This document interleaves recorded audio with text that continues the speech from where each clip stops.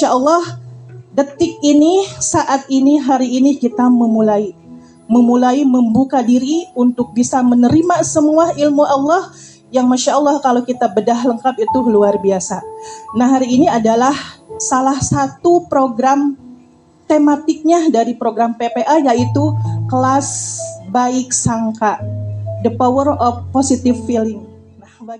Izinkan ya Allah, hamba hari ini curhat kepadamu, menyampaikan semua yang hamba rasa hari ini tentang apa yang sudah terjadi di masa lalu hamba, yang selama ini membuat hamba tidak bahagia. Semoga Kau ridho ya Allah dengan ikhtiar hamba hari ini untuk menghamba kepadamu.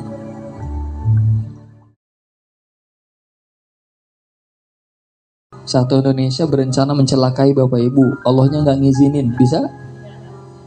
Artinya sekecil apapun keburukan yang terjadi kepada Anda itu pasti atas izin. Sampai sini bisa dipahami Bu? Kalau di kelas PPA kita belajar, ketika kecopetan jangan sibuk nyalahin copetnya, tapi baca pesan cintanya. Kenapa saya yang dicopet? Ya Allah, kenapa ya dari 1000 dompet di Car Free Day tadi pagi?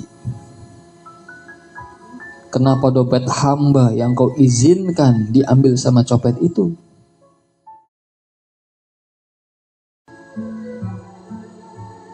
Terlalu banyak keinginan, terlalu banyak angan-angan, ambisi-ambisi yang belum tentu itu adalah kebutuhan.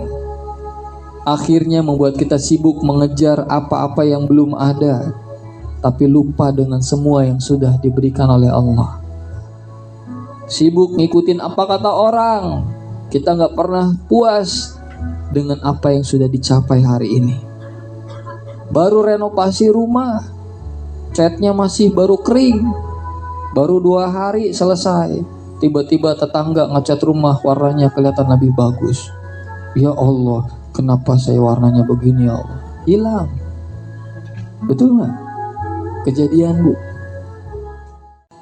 Makanya Bu, nasihat itu didengerin atau tidak bukan dari kata-katanya, tapi kondisi hati saat menyampaikannya itu lebih menentukan.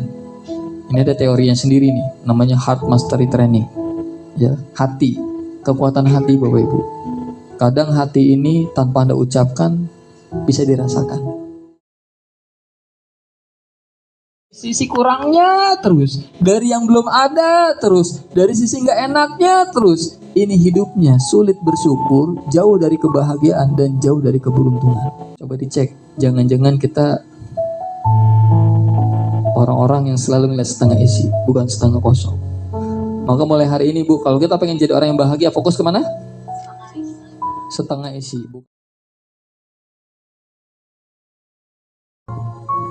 Sumber penderitaan yang pertama, tidak bisa menerima masa lalu. Penawarnya adalah ridho, menerima apa yang terjadi sebagai takdir terbaik dari Allah Subhanahu wa taala. Rasulullah sallallahu alaihi wasallam bersabda, sesungguhnya jika Allah mencintai suatu kaum, maka Dia akan menguji. Poin pertama, ketika Allah ngasih ujian, karena benci apa karena cinta? Ini dulu nih. Ya, jadi karena Allah cinta. Jadi kalau kita merasa dicintai, harusnya jangan sedih. Harusnya diapain? Senang. Betul ya?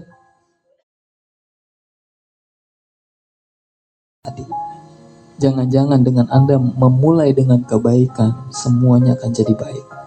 Ingat, kita nggak bisa ngerubah orang lain. Yang kita bisa rubah adalah diri sendiri. Kalau kita pengen ngerubah orang lain, caranya satu, ubah diri sendiri jadi lebih baik, itu aja. Andainya yang udah baik, nanti pasangannya bikin baik sama Allah, orang tua dibikin baik, anak dibikin baik, semuanya jadi baik. Maka yang punya ganjalan tisu harus selesaikan cepet-cepet ya. Temui orangnya, I'm sorry, thank you, I love you.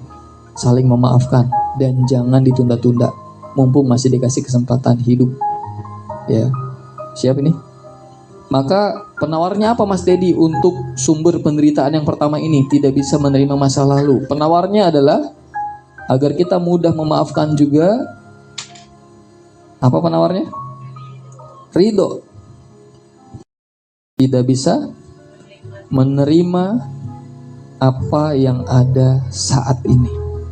Tidak bisa menikmati apa yang sudah diberikan oleh Allah hari ini.